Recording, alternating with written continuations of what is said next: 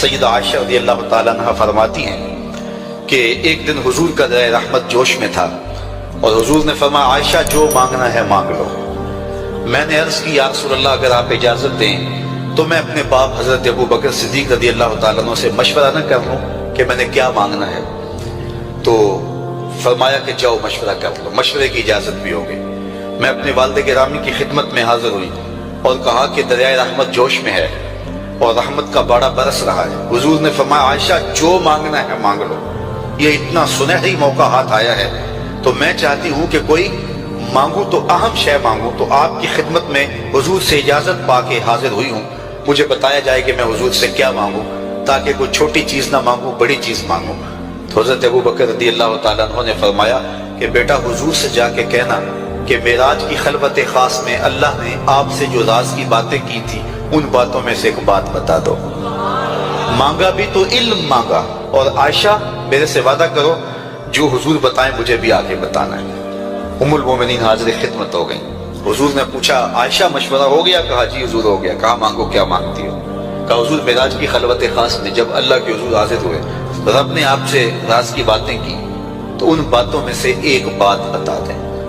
حضور مسکرا پڑے، اس بات پہ مسکرائے ہوں گے میرے یار غار کا انتخاب کیسا ہے، یا اس بات پہ مسکرائے ہوں گے کہ راز کی بات بتا دوں تو راز راز نہ رہا، لیکن وعدہ کیا تھا۔ کہا عائشہ سنو، جب میں قرب خاص میں پہنچا تو میرے مالک نے مجھ سے راز کی جو باتیں کی ان میں سے ایک بات یہ تھی، محبوب تیری امت میں سے کوئی شخص کسی شخص کا ٹوٹا ہوا دل جوڑ دے تو میرے اوپر لازم ہے بغیر حساب کے جنت عطا کرو۔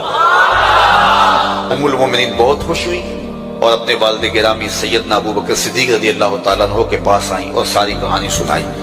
بہت خوش تھی، لیکن حضرت ابو بکر صدیق رضی اللہ تعالیٰ عنہ نے سنا تو رونے لگے۔ تو ام المومنین سیدہ عائشہ رضی اللہ تعالیٰ عنہ نے عرض کیا میرے والد گرامی یہ بات رونے والی تو نہیں ہے، ہم بسا اوقات کسی دکھی کے کام آ جاتے ہیں، کسی کا دکھڑا بیٹھ کے سن لیتے ہیں، کسی کی ڈھارس بنا دیتے ہیں، کسی کے کام آ جاتے ہیں، یہ تو بخشش کا بہانہ ہاتھ آ گیا اور آپ اس پہ رو رہے ہیں۔ تو فرمانے لگے عائشہ اس کو معکوس بھی پڑھو، تصویر کا دوسرا رخ بھی دیکھو، اگر کوئی شخص کسی کا ٹوٹا ہوا دل جوڑ دے تو بغیر حساب کے جنت میں جائے گا، اس کا دوسرا رخ یہ ہے اگر کوئی کسی کا دل توڑ بیٹھے تو سیدھا جہنم میں جائے گا۔ میں اس بات پہ رو رہا ہوں کہ ہم سے کسی کا دل نہ ٹوٹ گیا ہو۔ تو آج کی اس مجلس کے اندر کیا یہ دو باتیں میں اور آپ اپنے پلے باندھ سکتے ہیں؟ ایک کا تعلق حقوق العباد سے ہے اور ایک کا تعلق حقوق اللہ سے ہے۔ حقوق اللہ میں سب سے اہم چیز نماز ہے، اور پہلا سوال قیامت کے دن نماز کا ہی ہوگا۔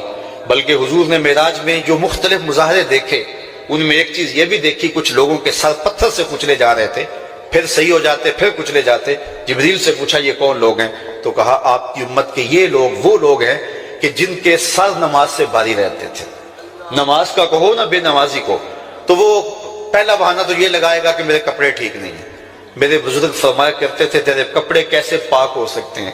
تو رب کے حضور جھکنا نہیں جانتا، آ اس کے حضور جھکنا سیکھ لے، وہ تیرا لباس بھی پاک کر دے گا، تیرا دل بھی پاک کر دے گا۔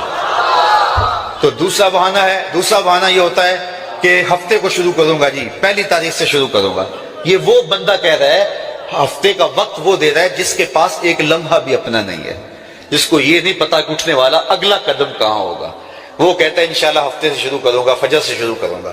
میاں اللہ کے حضور بلاوا 5 وقت ہمیں آتا ہے، حی علی الصلاۃ حی علی الفلاح۔ کتنے بدبخت ہیں کہ جو اس پکار پہ اٹھ کے اس کے حضور حاضر نہیں ہوتے۔ 5 گانا نماز شعار زندگی بنا لو، اور ہم یہ پکا عزم مصمم کر کے اٹھیں، اتنے زور سے ہم ارادہ کریں کہ شیطان بھاگ جائے، ہماری ہوا سے بھی بھاگ جائے۔ یہ تو اتنے پختہ ارادے کے ساتھ عزم کر کے جو ہے وہ آج ارادہ کر کے یہاں سے نکلے ہیں کہ وہ فجر کے وقت ہمیں بہکانے میں کامیاب نہ ہو، ادھر اذان پکارے ادھر ہم دوڑتے ہوئے اللہ کے گھر کی طرف پلٹ آئیں۔ ہم یہ عزم کریں کہ آج کے بعد نماز نہیں چھوڑیں گے۔ اللہ مجھے آپ کو 5 گانا نماز کی توفیق نصیب کرے، اور ہمیں توفیق نصیب کرے کہ ہم کسی کے دل شکستگی کا سامان نہ کریں۔ ٹوٹے ہوئے دل جوڑ سکیں تو ضرور جوڑیں، اور کسی کا دل توڑنے سے ہم گریز کریں اور اپنی زندگی کو ایک خوب